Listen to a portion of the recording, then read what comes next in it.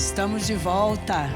Eu estava ali em cima agora acompanhando a coletiva de imprensa que está acontecendo ainda nesse momento, reunindo colegas meus da imprensa, dos maiores veículos de comunicação do país, que obviamente estão ali fazendo perguntas e sendo informados sobre as principais novidades e tendências deste setor. E vocês poderão saber tudo o que está sendo conversado lá, quais foram as principais perguntas, as principais questões levantadas na cobertura que será feita nas redes da ABEX. Lembrando então para vocês o site panoramaabex.com.br e também no Instagram @panorama_abex. Seguimos redefinindo limites. E agora a gente vai entender por que os pagamentos digitais ainda têm espaço para crescer. Para isso, eu convido agora ao palco o sócio da Bain & Company, André Mello. Bem-vindo!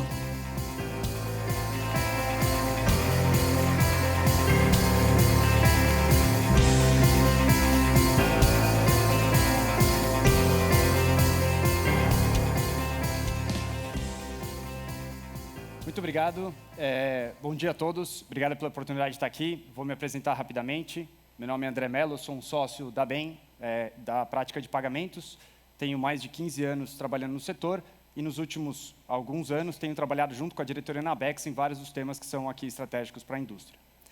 Antes de a gente começar a entrar no tema, eu queria fazer 2 agradecimentos. O primeiro é para o Ricardo e todo o time de diretoria da ABEX pela parceria que a gente tem construído conjuntamente nos últimos 3, 4 anos, nas pautas mais estratégicas da indústria. Então, obrigado pela oportunidade, espero que a gente possa continuar inovando e transformando o setor daqui para frente. O segundo agradecimento vai para o Antônio Cerqueira, um sócio meu, com quem eu tenho trabalhado faz 15 anos, um grande mentor ao longo da minha carreira, líder da prática de pagamentos no Brasil e na América do Sul, e com quem eu fiz esse estudo aqui sobre os pagamentos digitais. Muito bem, o que é o tema que a gente queria falar aqui hoje? Vamos imaginar que a indústria de pagamentos fosse, por um segundo, uma dança das cadeiras. Nos últimos 10 anos, teve um monte de novos entrantes, mais gente jogando o jogo, mas tinha bastante cadeira para todo mundo sentar. O fato é que, à medida que a indústria cresce, e o Brasil não cresce tão rápido quanto a indústria, o número de cadeiras disponíveis começou a ficar pequeno. E a dúvida é, será que a música vai parar de tocar em algum momento? Será que vai ter gente que vai ficar sem cadeira? Será que o nível de competição vai mudar de maneira material? Essa é a discussão que a gente queria ter hoje e que ela é suscitada porque ao longo do ano passado houveram diversas discussões exatamente sobre esse tema que impactaram inclusive alguns valuations de players da indústria. Muito bem, por onde a gente começa? Por um número absolutamente impressionante. Quando a gente olha o total da bancarização brasileira, isso aqui foi mencionado por alguns dos diretores da ABEX na palestra de abertura, a gente vê que saiu de 57% para 90%. Leia-se, já é uma bancarização praticamente universal e já é muito parecida com de todas as economias envolvidas. Quando a gente olha para os cartões em si, é uma dinâmica muito impressionante também. A penetração de cartões sobre o consumo das famílias, o PCE, que é o Personal Consumption Expenditure, ele era de 28% e hoje já está em 52%. Isso aqui é impressionante, porque quando você compara com economias desenvolvidas, como Estados Unidos e a Inglaterra, a gente já está operando um nível de penetração de pagamentos eletrônicos, cartões, pessoa física, sobre consumo das famílias, muito parecido com os Estados Unidos e Inglaterra. E a gente acompanha esse setor faz mais de uma década. E antigamente, o que a gente via existia uma distância entre o Brasil e essas economias de quase 6 anos. Ou seja, a gente estava sempre 6 anos atrás dessas economias do ponto de vista de penetração. E nos últimos 5, 6 anos, a indústria brasileira fez um catch-up impressionante. Ou seja, a gente fechou o gap e quase que cresceu 6 anos em 2 do ponto de vista de pagamentos em cartões. Se você olhasse só esse número, você falaria, cara, isso aqui é excelente. A gente ainda tem os outros 48% para ocupar com pagamentos eletrônicos, ainda tem trilhões de reais de consumo que poderiam ser ocupados por cartões daqui para frente. A questão é que quando a gente olha o Pix, ele já representa hoje 35% do consumo das famílias. Isso aqui é o Pix P2B, que é o Peer to Business. Ou seja, se você soma o 35 com os 52, você chega quase em 90% de penetração. E o que nos chama muito a atenção sobre o Pix? Ele é, de longe, a rede de pagamentos instantâneos mais bem-sucedida no planeta do ponto de vista de consumo entre consumidores e merchants. Isso daqui acontece porque ela foi muito bem regulada, foi muito abraçada pelos grandes emissores, pelas adquirentes e pelos diferentes entes do setor. Ou seja, ele realmente conseguiu crescer muito mais que outras economias. A Índia, por exemplo, tem o UPI, que é bastante famoso, o Unified Payments Interface. Ele é mais antigo que o Pix, ele já existia com outro arcabouço, e mesmo assim hoje ele é menos da metade da representatividade do Pix sobre consumo das famílias em transações peer-to-business. Ou seja, se você é alguém que participa da indústria, investe na indústria, ou tem um negócio associado a ela, você naturalmente faria a conta de 35% mais os 52% da parte de trás e falando, cara, para onde que essa indústria vai crescer no futuro se a gente já está tomando praticamente todo o consumo das famílias? E foi exatamente isso que o mercado fez bastante ao longo do último ano. Então, a gente teve diversos relatórios de analista, seja The End of Growth, seja Slower Growth, seja notícias de jornais falando, será que não tem mais nenhum espaço para a indústria crescer e se posicionar de maneira bem-sucedida? Isso daqui não ficou só na teoria e só nos modelos analistas, isso daqui se traduziu em valuations. A gente viu valuation de diversos players abertos no setor caindo e sendo impactados, porque justamente é uma discussão importante. A gente muda a dinâmica de competição, a gente muda a importância de cada uma das estratégias que as empresas montam para o setor. E por que a gente acha que isso daqui importa? Não é só o valuation das empresas, importa a própria estratégia e a abordagem que as empresas operam em um mercado não saturado versus um mercado saturado. Quais são elas? Primeiro, a gente vê um potencial de crescimento e expansão muito maior no mercado não saturado. Tipicamente, quando os nossos clientes de estratégia da Bain nos procuram nesse tipo de mercado, a gente vê discussões de growth, lançamento de novos produtos, foco em top line e esse tipo de coisa. No entanto, quando você vai para o mercado saturado do lado direito, com menor potencial de crescimento de top line, as discussões passam a ser mais rentabilização, gestão de custos, eficiência, cross-sell e esse tipo de coisa. Ou seja, você muda um pouco da matriz de atenção estratégica da companhia. O segundo elemento que muda muito é a pressão competitiva e a precificação. Quando um mercado não é saturado, as empresas tipicamente têm uma capacidade maior de colocar novos serviços e cobrar por eles dos seus respectivos consumidores. Isso daqui traz um vetor de crescimento e é bastante saudável. Por outro lado, quando a gente está no mercado saturado, a gente vê uma pressão competitiva maior, um foco maior em lançar novos features e conquistar clientes, às vezes sem cobrar, e, ao mesmo tempo, uma pressão para se manter rentável. Então, é uma dinâmica competitiva fundamentalmente diferente. E, por fim, tem uma parte importante, que é a matriz de crescimento e conquista de usuários. Então, quando a gente pensa no mercado não saturado, o foco ele é predominantemente na atração de novos usuários, que foi o que a indústria fez com aquele aumento de bancarização que eu mostrei no primeiro slide nos últimos 10 anos. Foram muitas pessoas de classe mais baixa que tiveram acesso à bancarização, diversas pessoas que pegaram um cartão pela primeira vez, que fizeram um pagamento NFC pela primeira vez. Então, teve um tema muito importante de acesso, seja via bancos físicos, digitais, fintechs ou diversas outras instituições de pagamento.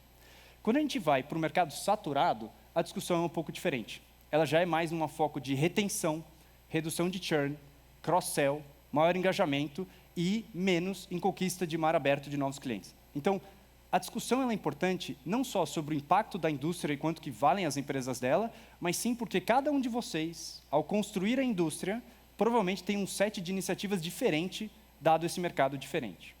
E aí, para dar um exemplo e tangibilizar, eu queria falar um pouco do mercado de smartphones. O mercado de smartphones praticamente começou em 2007, quando a Apple lançou o primeiro iPhone, vocês devem lembrar. Naquela época, a Apple valia cerca de $100 e poucos bilhões. Ninguém acreditava que a Apple ia conseguir ter sucesso com o iPhone. Eles lançaram um smartphone de $600, $700 no mercado onde todo mundo cobrava 100, 150 e, basicamente, uma penetração muito, muito baixa.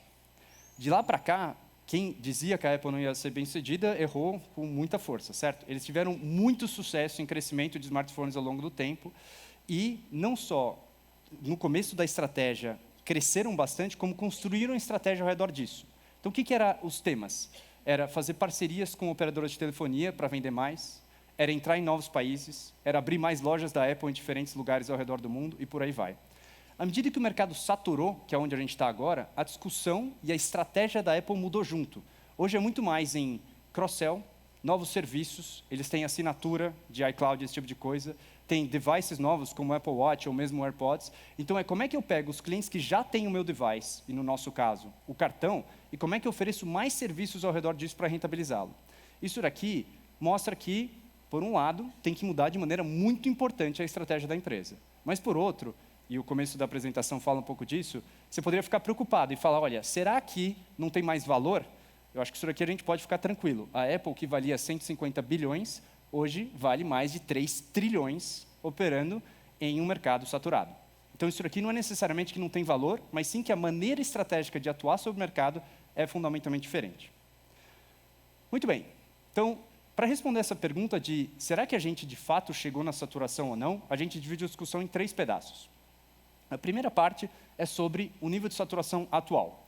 Nós da Bain acreditamos que a maneira como ela foi calculada até agora precisa de alguns ajustes. Número 2 é, depois da gente discutir quanto que é a saturação atual hoje, a gente precisa projetar para onde a indústria vai e quão rápido ela cresce, porque se não está saturado agora, pode ser que esteja no futuro. E 3, a gente faz uma discussão de qual que é o profit pool endereçável atual e futuro do mercado, e depois quais são as estratégias que a gente acha que todos vocês, participantes da indústria, deveriam estar explorando nessa situação que a gente se encontra. Muito bem. Começando pelo nível de saturação atual. O que a gente enxerga? A gente vê um Pix que ele cresceu de menos de 100 bilhões de reais de volume transacionado para 2,6 trilhões em 2024. Ele já representa, como eu mostrei no gráfico anterior, 35% do consumo das famílias. E ele tem um crescimento, que é essa linha aqui de baixo do gráfico, que mesmo no ano passado foi de 60%. A questão é que o Pix já tem um nível de abrangência que, mais uma vez, é único no planeta. 60% dos brasileiros falam que usam o Pix de maneira regular, praticamente todo dia. Isso aqui é uma pesquisa que a gente fez em conjunto com a Abex. A gente sabe que 98% dos negócios já aceitam Pix como uma opção de pagamento e metade deles, 47%, oferece descontos se você compra no Pix. Isso aqui é mais comum no online do que no físico, mas é um incentivo adicional para continuar o crescimento desse meio de pagamento. Além de tudo isso, a gente sabe que tem novos casos de uso do Pix sendo lançados. Semana passada, o Banco Central, por exemplo, começou a discussão de regulação e padronização do Pix parcelado e esse tipo de coisa. Ou seja, quando a gente olha para o futuro, não nos parece que tem alguma coisa que faça com que o Pix pare de crescer de maneira desproporcional. A questão é que todo mercado tem um teto. E, no caso, a linha lá de cima é o PCE, é o Personal Consumption Expenditure. Ele é uma medida macroeconômica e ele está em 7,5 trilhões de reais. Se você pega os 2,6 que a gente viu aqui e soma a indústria de cartões, que vocês viram no primeiro painel, que era mais de 4 bilhões, a gente chega em 6,8 trilhões de reais transacionados via meios de pagamentos eletrônicos, incluindo Pix e cartões. Só para referência, o PIB brasileiro é de 12 tri. Tudo que a gente produz como país é 12 tri e a gente está falando de 6,8. Ou seja, é uma coisa realmente muito, muito impressionante. E quando você divide um número pelo outro, você chega em 90%. Esse é o número que causou tanto frisson no mercado no ano passado. No entanto, a gente acha que olhar para os 90% e falar que a gente já chegou no nível de saturação pode ser um pouco precipitado, por 3 motivos. O primeiro deles é que o PCE não necessariamente é o mercado endereçável de cartões. Por quê? Porque tem pedaços dele de consumo das famílias, PJ e gastos internacionais que não são considerados no PCE e que, na nossa opinião, deveriam ser, porque eles são endereçáveis por cartões. 2, a gente acha que se você somar o Pix e o cartões empilhados, que essa soma é miss, ou seja, ela é exaustiva do mercado. O problema é que a gente sabe que tem gente que paga Pix, a sua fatura de cartão de crédito com o Pix. Ou seja, se você somar os dois, você gera um pouco de double counting. Então, isso aqui vai parecer que está mais saturado do que de fato está. Então, é um segundo ajuste que a gente precisa fazer. E o terceiro, a gente falou muito no painel anterior sobre como o Pix ele é um arranjo de pagamentos de transferência entre pessoas, que também permite pagamentos para merchants. Ou seja, tem um pedaço do Pix P2P que provavelmente, dada a informalidade, é uma transação, na verdade, entre uma pessoa e um merchant. Ou seja, deveria sim ser composta dentro dos pagamentos eletrônicos P2B. Então, nas próximas páginas, a gente vai ver como que esses 3 ajustes se materializam nos números que a gente mostrou lá atrás, né, de 6,8 tri sobre um PCE de 7,5 trilhões. E a gente começa pelo mercado endereçável. Mais uma vez, a gente sai dos 7,5 trilhões, e a boa notícia é que a gente acha que o mercado endereçável de pagamentos brasileiros é maior do que isso. A gente acha que ele tem mais cara de ser 9 trilhões do que os atuais 7,5. Quais são os ajustes? O primeiro ajuste aqui é para baixo. Tem um pedaço do PCE que é uma despesa hipotética de aluguel, é uma despesa não cash e que ela não deveria ser considerada porque ela não é endereçável pela indústria. Então, o nosso teto diminui. Por outro lado, tem outras duas aqui que deveriam ser somadas porque elas são sim endereçáveis por cartão, mas não estão no PCE. A primeira é a despesa de gastos no exterior dos clientes, que aqui 0,1 pode parecer pequeno, mas, mais uma vez, a gente está falando de trilhões. Então, isso aqui são mais de 100 bilhões de reais gastos por brasileiros no exterior e que, sim, podem ser pagos, seja por Pix, seja por cartão, talvez no futuro por Pix. Depois, a gente tem que somar os gastos de cartão corporativo, porque é um consumo PJ e não PF, portanto, não está no PCE, mas sim está no número de gastos de pagamentos digitais. Depois tem um terceiro bloco, que é um dos mais importantes, que é o consumo intermediário. O que é isso? Na prática, quando uma PF vai comprar algum bem para depois transformá-lo e vender de novo, então imagine uma barraquinha de hot dog, alguma indústria de transformação mais simples, este gasto aqui ele não está entrando no consumo das famílias, mas sim ele é endereçável via cartões e pagamentos eletrônicos. Então ele tem que ser colocado de volta, de modo a subir o teto do mercado endereçável para a gente. Só aqui tem de 1 a 1,3 trilhões de reais adicionais endereçáveis. Depois, tem mais um bloco grande, que é a formação bruta de capital fixo das famílias. Quando a gente olha o indicador macroeconômico, esse daqui, ele fica focado na parte de investimentos e não de consumo do PIB. Portanto, ele não entra no PCE. No entanto, a gente sabe que para reformas, melhorias de casa, compras de pequenos materiais de construção, pagamentos eletrônicos absolutamente podem ser utilizados. Então, na prática, a gente precisa colocar isso aqui de volta na conta, porque eles aumentam o teto e a penetração potencial de pagamentos. Esses são os maiores, mas além disso, tem depois uma parte de consumo agro PF, a indústria de agro no Brasil, vocês sabem, ela tem muito PJ, mas também muita pessoa física, dado a dinâmica como o Plano Safra é operado e esse tipo de coisa. E por fim, então tem que ser colocado de volta, e por fim, um pedaço de novos consumos. O que é isso daqui? A maneira como o PCE é calculado, no começo dos anos 2000, definiu-se uma cesta de consumo das famílias, e a partir de ano a ano, a gente vem atualizando ela sobre como é que o consumo tem aumentado. Mas tem novas categorias de consumo que não existiam no começo dos anos 2000 e que sim são endereçáveis por cartões e estão por fora do PCE. Aqui tem dois exemplos, mas, por exemplo, bets e streaming são coisas que não existiam de maneira material nos anos 2000 e que não estavam na conta. Portanto, a gente também tem que colocar para cima. Ou seja, boas notícias, certo? A gente acabou de encontrar quase 2 trilhões de reais adicionais de espaço para que pagamentos em cartões e Pix possam crescer e ocupar. Mais uma vez, o PIB brasileiro é 12 tri, então 2 trilhões, numa indústria que hoje transaciona 4, é bastante importante. Por outro lado, a gente tem que olhar sobre o próprio consumo via pagamentos eletrônicos, que é o que a gente faz na próxima página, que eram os outros dois itens daquela página que eu mostrei 2 slides atrás. O Pix, hoje, P2B, declarado pelo Banco Central, é de 2,6 trilhões de reais. Disso aqui a gente tem que retirar algumas coisas. A primeira é o double counting. Nossa melhor estimativa é que hoje 400 bilhões de reais são transacionados via Pix para pagar as faturas de cartão de crédito. Isso aqui é um double counting e a gente tem que tirar da conta. Depois, tem uma parte menor, que também é de wallets, na qual você pode ter carga de wallets ou uma transação que envolve tanto Pix quanto cartão, que a gente tem que tirar do número. E a gente chega, sem duplicação, num Pix que ele é menor do que o dado oficial. Então, 2,6 cai para 2,6, 2,2 trilhões de reais. Então, isso aqui aumenta o espaço para crescer. No entanto, tem 2 fatores importantes que depois tomam espaço de volta. O primeiro é Pix P2B liquidado na mesma instituição financeira. Então, as estatísticas do Pix, elas reportam tudo que é liquidado via o arranjo Pix e, portanto, observado pelo regulador. No entanto, quando uma instituição financeira liquida um Pix entre ela e ela mesma, então imaginem um merchant recebendo o pagamento de um consumidor e ambos têm conta no mesmo banco, isso é uma transação interna do IF e não conta nas estatísticas oficiais. Então a gente tem que colocar de volta, porque isso aqui é um número que aumenta total. A gente tem mais 500 bilhões de reais nesse tipo de número.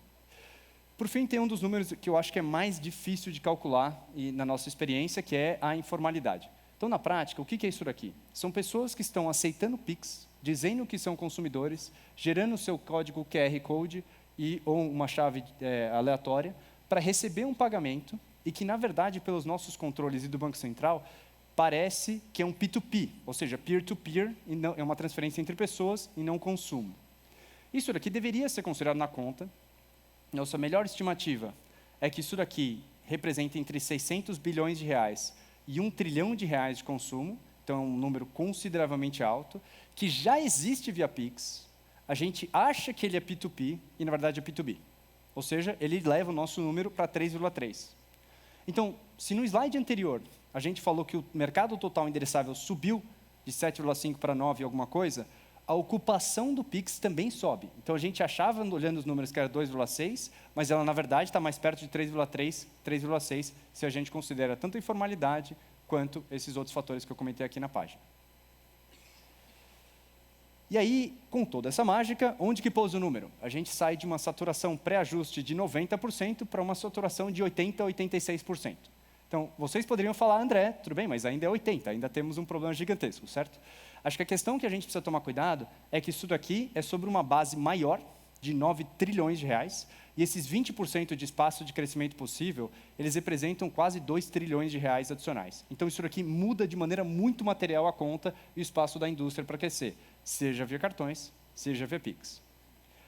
Uma vez que a gente fez essa conta, a próxima pergunta vira, tudo bem, mas quanto tempo isso compra para a indústria, certo? Então, se a gente não está saturado em 2025, a gente é uma indústria que cresce muito rapidamente. Vocês podem ter visto nos números que a gente apresentou lá no começo do primeiro painel, na qual é uma indústria que cresce a double digits nos últimos 5 anos ou mais. Ou seja, quanto tempo de fato a gente ainda tem para voltar para patamares perto de 90%?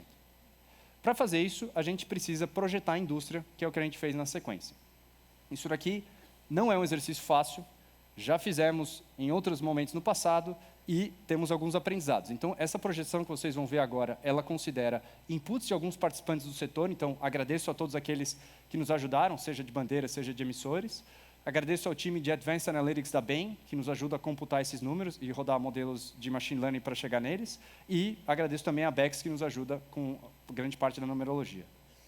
E qual que é a mensagem? A gente acha que a indústria de pagamento, ela está hoje em 7,5 trilhões, ou seja, o 3,3, que é a caixinha verde do Pix em 2024, já é ajustado. Vocês devem lembrar que ele era 2,6, agora é 3,3, porque a gente incluiu aquele consumo que estava fora. E as nossas projeções vão até 2030, com 3 grandes diferenças de crescimento, que é o CAGR 24 a 30. Isso aqui é o crescimento médio anual de cada um dos meios de pagamento. Em cinza escuro, cartões de crédito, em cinza claro, débito e pré-pago, e em verde, o Pix. Começando pelo Pix, a gente acha que ele vai continuar crescendo de maneira muito acelerada. Então, a gente projeta 15,5%. Vocês podem reparar que esse crescimento ele é mais acelerado no começo. Então, em 2025 para 2024, por exemplo, o crescimento está mais perto de 30 e altos por cento do que de 15%. Então, na prática, o Pix ele continua crescendo rápido, mas à medida que a gente consome todo o dinheiro cash, a substituição, ele começa a desacelerar um pouco. Débito e pré-pago é um tipo de trilho de pagamento que já tem crescido abaixo da inflação. A gente acha que isso daqui continuamente vai ser comprimido à medida que a gente tem uma substituição parcial disso daqui por Pix e ou outros trilhos e meios de pagamento. Então, a gente espera uma compressão do débito e do pré-pago. Cartões de crédito é um crescimento bem saudável de 7,6%. Vocês têm que lembrar que esse número é nominal. Então, quando a gente tira a inflação, ele está mais perto de 3% a 4%, que ainda é bastante saudável. Mas ele não necessariamente era as épocas áureas na qual a indústria estava crescendo 12%, 13%, 15% ao ano de maneira recorrente. Então, a gente espera que isso daqui sim vai ter um nível de desaceleração versus o que a gente viu historicamente. Como é que isso daqui se compara com o PCE? Né? Então, como é que a gente compara com o total endereçável de pagamentos no Brasil? Essa linha aqui de baixo, verdinha. Então, a gente tem um mercado endereçável em 2025, por exemplo, de 10 trilhões de reais, dos quais a gente estima que 86% já estarão ocupados. Obviamente, isso aqui é um range, porque toda a parte de informalidade quanto os números, eles têm algum nível de incerteza. Então, a gente acha que deve estar entre 80% e 86%. Então, os números eles podem ser um pouco para cima ou um pouco para baixo. Então, o que esse gráfico e as nossas análises mostram? É que a indústria provavelmente vai ter ainda 2, 3 anos de crescimento com folga, na qual ainda tem espaço para crescer, seja via ocupação de mercados subexplorados, seja o próprio crescimento do consumo, e a partir daí a gente vai começar a chegar em níveis de saturação bem mais altos. Então você vê que a curva de crescimento da indústria e do próprio Pix devem desacelerar à medida que a gente chega nesse patamar, que é 2027, 2028 e por aí vai. Como eu falei, fazer essa previsão é altamente perigoso, certo? É bastante complexo, tem muita incerteza e diversas coisas podem acontecer, tanto na indústria, tanto por vocês criarem novas iniciativas, quanto até por efeitos regulatórios. Então, o que são elementos que podem mudar os nossos números para cima ou para baixo? A gente identifica 3 grandes temas. O primeiro é a parte de impactos tributários. Vocês devem ter visto em janeiro que quando teve o boato do Pix sobre a tributação, vários dos emissores e players bancários viram uma mudança no comportamento do cliente, uma redução de volumetria, porque muito da população ficou com medo da tributação do Pix. Então, dependendo de assimetria regulatória sobre tributação, a velocidade de crescimento, seja de Pix, seja de cartões, pode mudar de maneira importante. Os números que vocês viram no slide anterior pressupõem que isso aqui vai se manter constante. O segundo elemento que pode mudar são outras mudanças regulatórias. Então, a gente sabe que o regulador colocou um cap no interchange de débito alguns anos atrás. A gente sabe que é uma agenda regulatória ativa, com muito diálogo entre os participantes do setor. E a gente acha que, se tiver novos fatores que possam comprimir a rentabilidade de cartão de crédito ou de débito, seja mudanças em taxas, tarifas ou esse tipo de coisa, vai fazer com que os bancos reduzam seu apetite de crédito, reduzam a emissão e ou limites, e aí a velocidade de crescimento de cartões de crédito que a gente viu na página anterior também caia. Isso aqui é um fator bastante importante. Grande parte da expansão da indústria que a gente viu nos últimos anos foi justamente por uma expansão de crédito bastante acelerada do setor, que muita gente que não tinha acesso passou a ter. Então, esse bloco segundo pode realmente mudar de maneira muito importante as nossas projeções. Só lembrando, aqueles números lá atrás, eles pressupõem que a gente não vai ter essa mudança. E, por fim, tem os novos recursos do Pix. O Pix, ele não só é uma das redes de pagamento instantâneo mais inovadoras e mais bem-sucedidas do planeta, como ele continua com uma agenda viva e de crescimento, certo? A gente tem o Pix parcelado, como eu comecei, a gente tem, talvez, Pix por aproximação, tem iniciativas da própria Bex, foi o painel que a gente viu agora. Será que a gente não consegue usar nossas credenciais de cartão para iniciar transações Pix? Isso aqui traz muito mais comodidade ao consumidor, um pagamento sem fricção na ponta. Esse tipo de coisa pode misturar um pouco as nossas projeções, porque aí as pessoas podem começar a realizar Pix no ponto de venda usando uma credencial física. Então, isso aqui talvez também mexesse o número. Apesar da gente achar que tem essas 3 grandes mudanças que poderiam bagunçar nossos números, a gente não acha que a mensagem ela vai mudar de maneira muito radical. Então, de maneira direcional, a gente realmente acredita que a indústria ainda vai ter alguns anos de crescimento pela frente, mas que, para todos os participantes do setor aqui presentes, essa mudança de mindset estratégico para começar a focar talvez mais em rentabilização, cross-sell e esse tipo de coisa, vai ser bastante importante, que é o que eu vou comentar um pouco mais para frente no próximo capítulo. Muito bem. Agora, quanto que isso daqui, efetivamente, na vida real, dói no bolso das diferentes companhias? Para isso, a gente precisa estimar quanto que é o revenue pool do total da indústria de pagamentos brasileiros. E a gente fez isso aqui com a ajuda de diversos participantes do setor. Isso daqui, ele é revenue pool calculado da seguinte forma.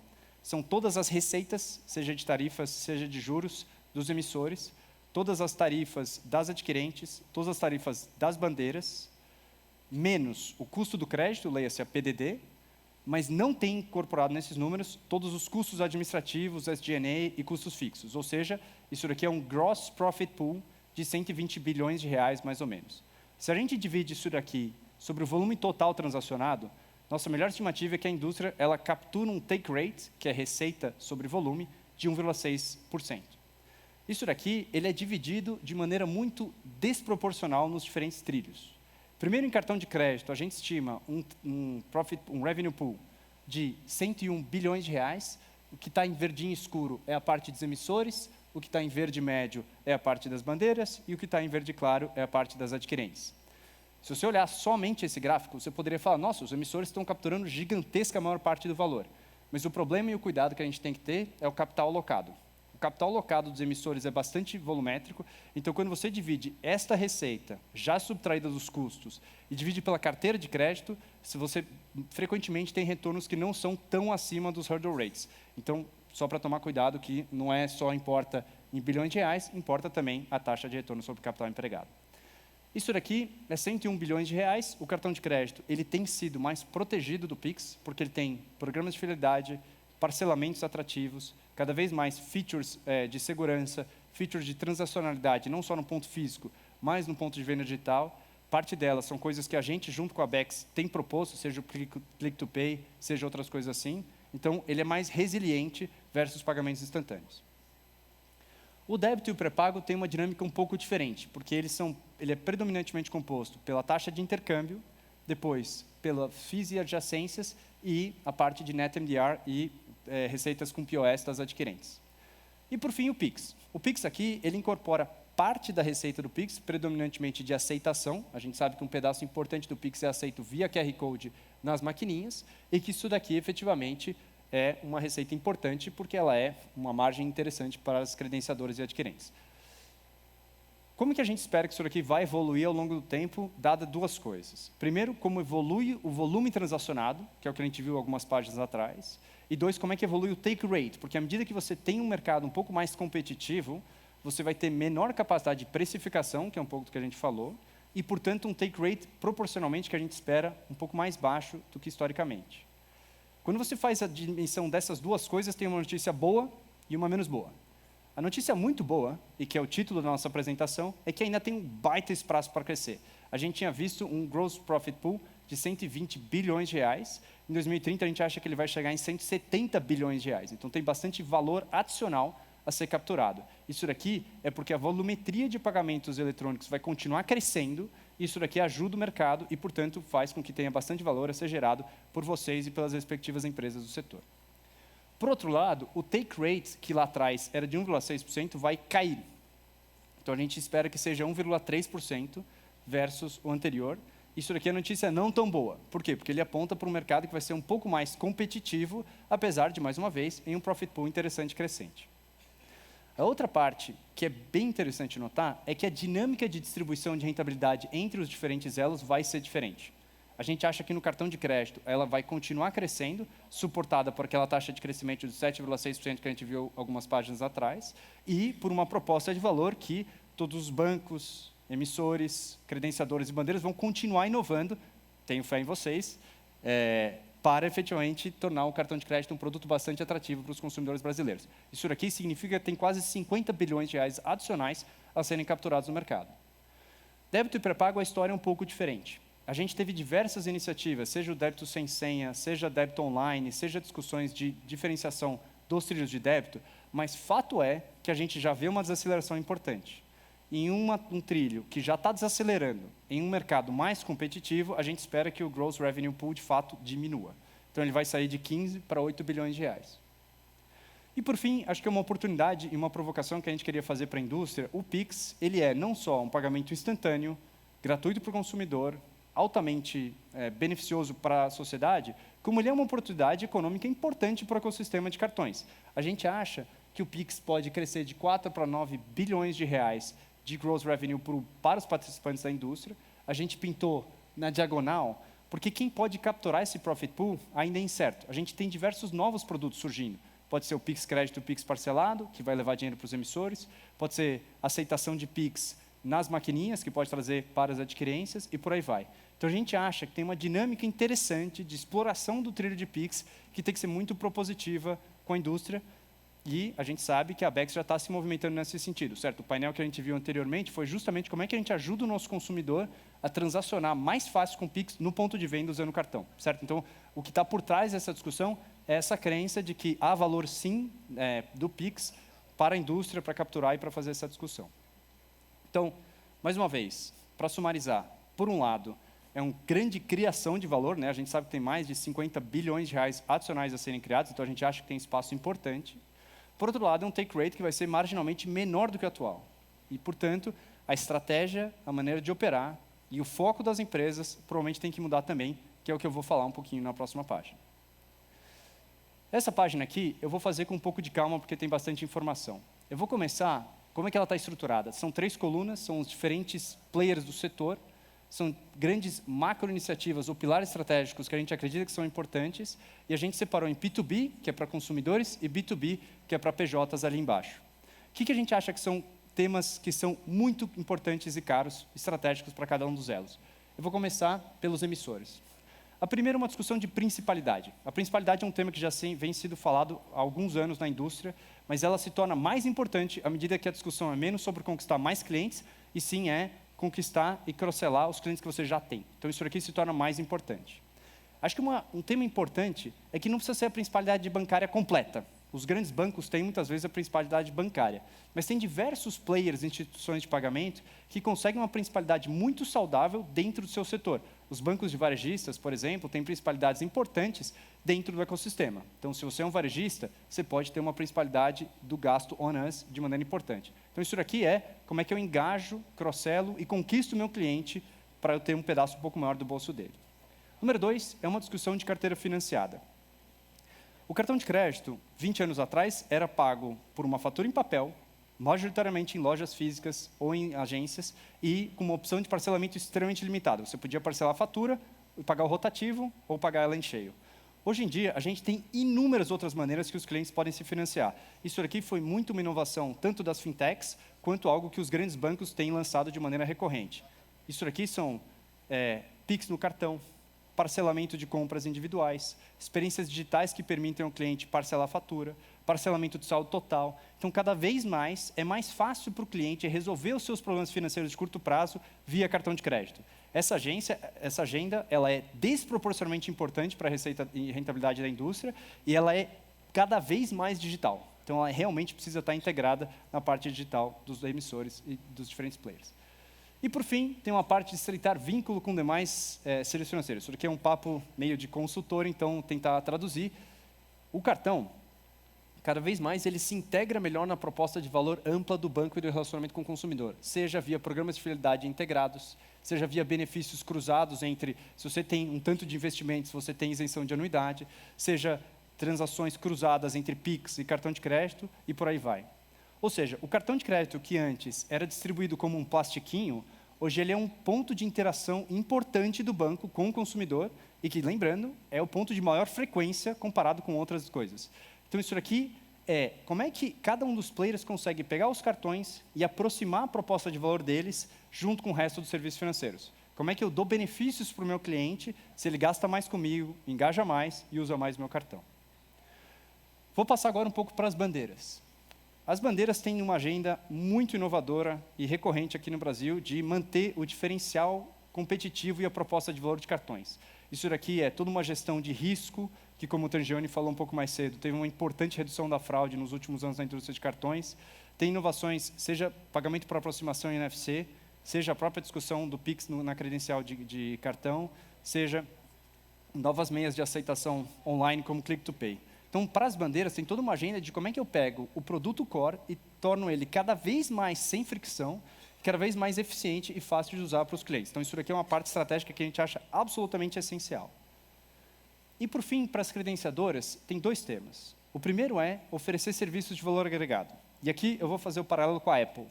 A Apple, lá no começo, vendia smartphones. As adquirentes alugavam maquininhas. E depois passaram a vender maquininhas. E aí voltaram a alugar maquininhas. E aí o fato é, o serviço de adquirência ele pode ser muito mais que isso. Ele pode ser uma assinatura de programas com antifraude, com produtos de valor agregado e com diversas coisas que endereçam dores dos merchants. Então, as credenciadoras precisam pensar de maneira ampla em como é que aumentam o mercado endereçável de serviços. Depois, tem uma parte de participar de outros serviços financeiros. Isso aqui é um movimento que a gente viu de maneira muito forte na indústria, né? Seja o fechamento de capital da Cielo, seja a integração da rede no Itaú, seja mudanças em diferentes players do setor, mas fato é que cada vez mais a adquirência é um produto dentro de uma prateleira ampla de engajamento PJ e não só um produto por si só. Então, cada vez mais, seja adquirentes independentes, seja adquirentes de grandes bancos, tem que ter essa proximidade com o resto dos serviços financeiros PJ, é um pouco do paralelo com estreitar vínculos de demais serviços financeiros. Muito bem, esses daqui são as coisas que a gente vê importantes dentro de cada elo da indústria e que a gente convida todos vocês a explorarem e colocarem no seu mapa de iniciativas, porque, de novo, elas vão ser mais importantes nos próximos 5 anos do que elas foram nos últimos 5, dado que a dinâmica competitiva da indústria vai mudar.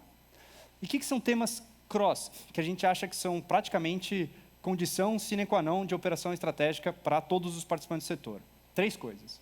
O primeiro é, efetivamente, integrar os múltiplos trilhos e fazer jornadas cruzadas.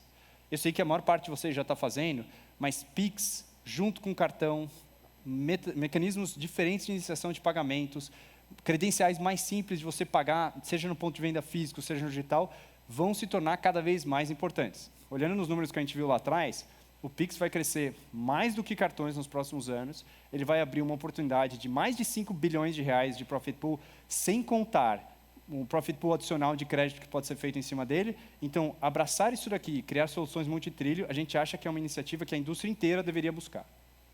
O segundo é uma discussão de eficiência e de custos. Eu sei que custos é uma discussão difícil na maior parte das empresas, não necessariamente é o foco, mas a gente acha que é bastante importante nos próximos anos. Como eu falei, em mercados saturados, como você tem maior preço sobre precificação, e a gente acha que o take rate da indústria vai sair dos 1,6% para 1,3%, isso aqui vai colocar pressão no bottom line de todos os participantes. Então, soluções mais eficientes, controle de custos, eficiência tanto na distribuição, quanto depois na gestão de clientes e nos custos fixos, vai se tornar bem mais importante do que já foi na indústria nos últimos 30, 50 anos de operação dela. E, por fim, tem uma parte de ocupar espaços ainda disponíveis. A gente viu lá atrás que tem quase 2 trilhões de reais adicionais que podem ser ocupados pela indústria de espaço. Onde que está isso? Ele não está nos grandes centros, ele não está nas verticais onde cartões já estão fortes, ele está na margem, em situações mais interioranas, em populações menos digitalizadas, em verticais menos ocupadas por cartões, e que a gente acha que tem que ser uma pauta muito ativa, seja das credenciadoras para conquistar os merchants e aceitar, seja dos emissores de incentivar os seus portadores de cartão a usar esses pagamentos. A gente tem visto muita coisa legal e promissora surgindo que ajuda a acelerar, seja pagamento de cartões no metrô, transportes, tem muita coisa legal acontecendo em saúde e por aí vai, educação. Então, esse tipo de verticais, a gente acha que tem que continuamente ser exploradas por todos os elos da indústria, não só cada um deles individualmente. E, por fim, eu queria deixar vocês com uma provocação sobre cartões PJ. Quando a gente olha cartões PJ nos Estados Unidos, como percentual do total de cartões, ele é muito maior do que o Brasil. O Brasil tem uma indústria de cartões PJ para pequenas e médias empresas bastante comprimida.